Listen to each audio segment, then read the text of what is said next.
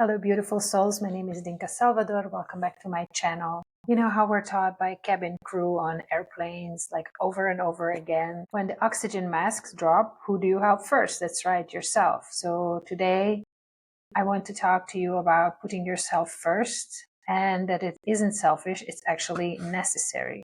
Are you putting more and more on your own plate when you can hardly handle what's already on it? Because otherwise you feel like you're not being a good partner, a good daughter, a mother, friend. Are you constantly putting out fires for everyone else around you just to watch your whole life crash and burn? Well, what if I told you that by helping everyone else, you're actually hurting both them and yourself? Today, I want to talk to you about something that I have gone through myself and how I started prioritizing myself over relationships with other people and how it changed my life. I'm going to give you some tough love here. I think many of the things I'm about to say are going to be difficult to hear. So let's get right into it. So, the cycle of endless giving, and why do we feel compelled to solve everyone else's problems? I've been there too. I actually felt this the most in my love relationships at a certain point of my life. I felt like I was the only adult in the relationship, and because of that, there was also a pattern. I started to draw in a certain kind of man who wasn't really looking for an equal partner, but more of like a mother figure. And I showed up perfectly in that quality until I realized that this is not a healthy dynamic in a love relationship. And I had to make changes in myself in order not to attract this kind of guy into my life. You cannot pour from an empty cup. You have to keep your cup full in order to be able to show up for other people in the quality that you desire to show up because you care. I'm sure that this is your driving force. You want to show up because you care.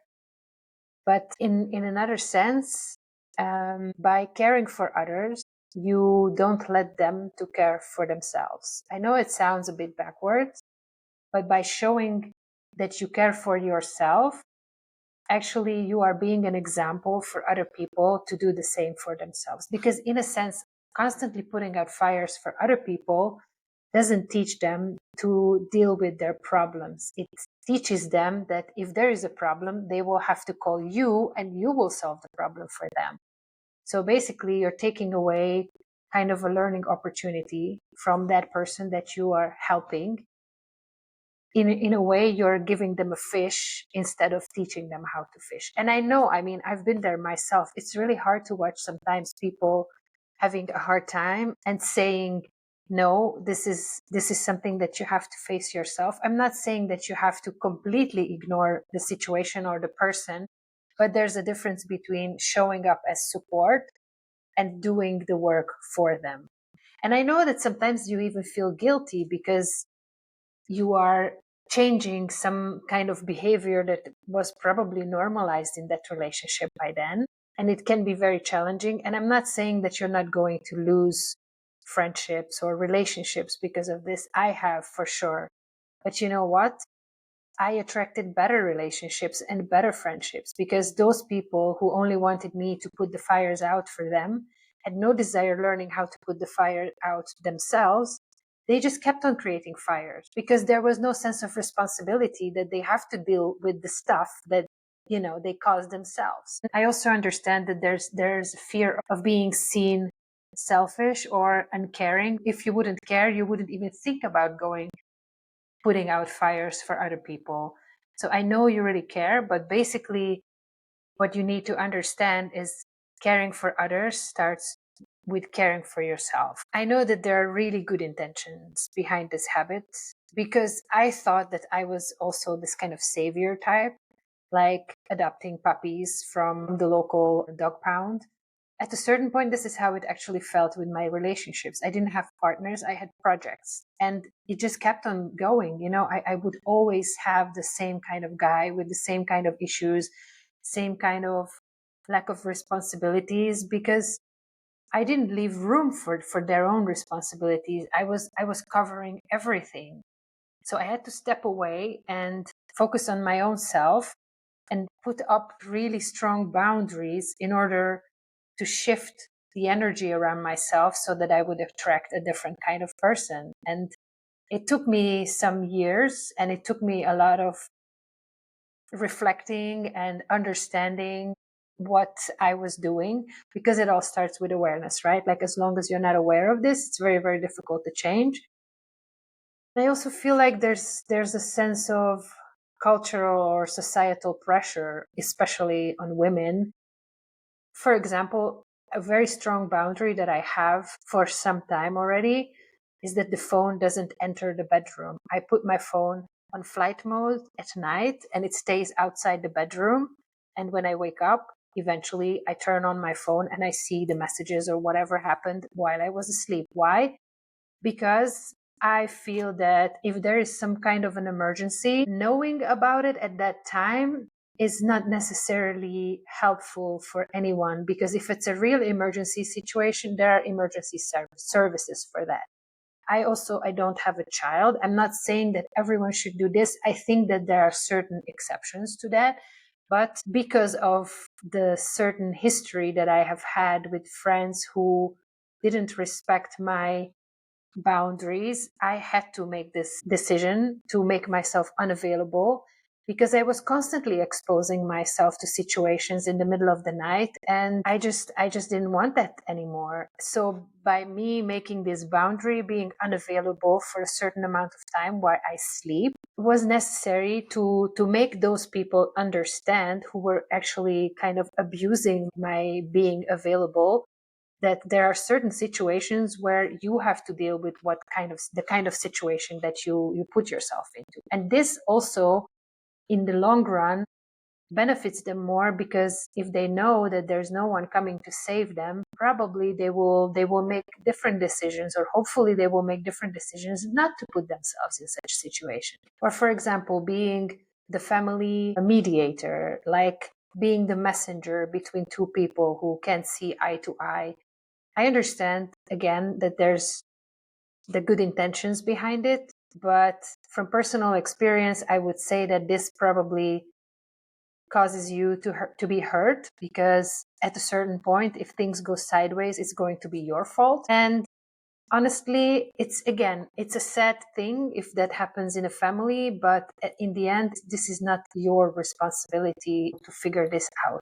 Or it can be like a work situation, like you're the coworker who never says no to taking on extra tasks. So are you just being nice, or are you being naive? Are you being taken advantage of? I am very familiar with this kind of strong, independent woman act, where you are always the strong one and no one messes with you, and you kind of have to appear like you're invincible. But I can also say from a personal experience, this is a very, very tiring facade to keep up.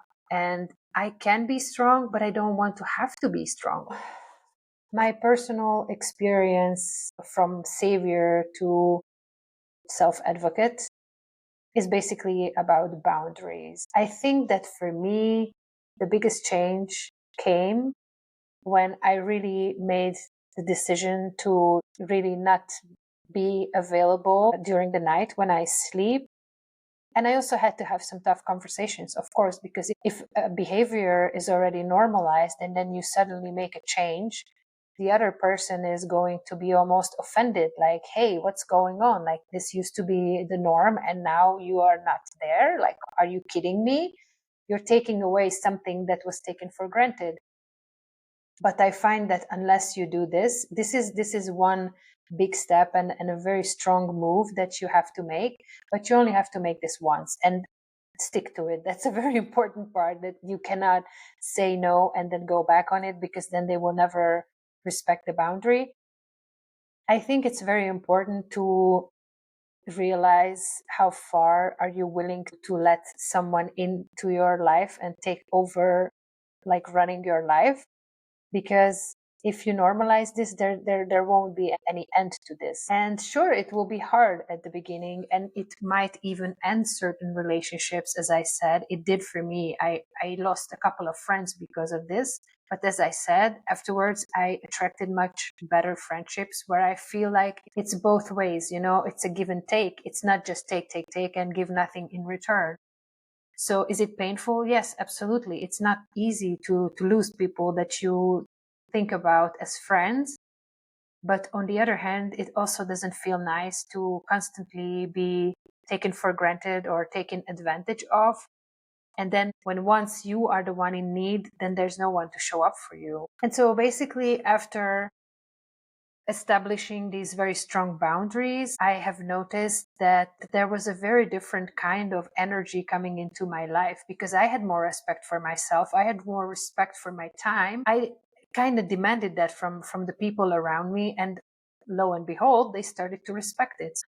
Again, it all starts with you. And if you don't respect your time and if you don't respect your own efforts, why would anyone else? I know it sounds a bit silly, even like duh, but you have to show people how you want to be loved, because we love people the way we want to be loved and not the way they want to be loved. So you have to tell people like, okay, these are my boundaries. This is as far as I'm willing to go. And if you cross that, it's going to hurt me and there's going to be a conflict. I find communication about this very, very important because we all make assumptions and it's not always correct. The better you know someone, the more often you make assumptions because you think that you know them, but people can surprise you all the time. To me, it's much better to have clear communication and put the cards on the table and just discuss what is okay and what is not okay, than to assume something and then be wrong and then you have a huge fallout about it. Instead of being the problem solver for everyone around you, you can show up with compassion and just acknowledge their feelings and say that I'm here for you. You can reflect, you can vent to me, we can brainstorm for solutions together, I can give you advice, but this is something that you're going to have to deal with. And it's going to be weird at the beginning, but you can also explain that in the long run, this is for everyone's benefit. Instead of you just giving them a fish, this is a great opportunity for them to learn how to fish, and you can teach them your problem solving skills so that they will always have that skill going forward when a problem arises, and they no longer have to run to you and ask for your help solving it. There are exceptions, but it's very important that you establish some kind of non-negotiables for yourself. Like, for example, for me, not taking my phone into the bedroom and switching my phone off, it's a non-negotiable. It doesn't happen. It's for a very long time, like years, I would say. And yeah, sure, you can argue like, oh, but what if something happens in the middle of the night to a relative or a friend or I don't know what? I live very far away from my family. As I said, there are emergency services for such situations. In my view, chances are that if someone would call me in the middle of the night, other than worrying, I wouldn't be able to do much about any kind of emergency situation anyways. But again, you have to apply this to your own life situation. I understand, like, for instance, if you have teenage children, or there are many scenarios where I can imagine that this is not an option for you to put out your phone while you're sleeping. This is just my example of my non-negotiables. Self-love is the foundation for all other relationships. Your worth isn't measured by how much you do for others, or at least it shouldn't be. If you turn it around, if someone that you care about or you love them, you would ask like, hey, I need some help with something, and they would say like, yeah, I'm really sorry, but my plate is full as it is and I cannot be there for you.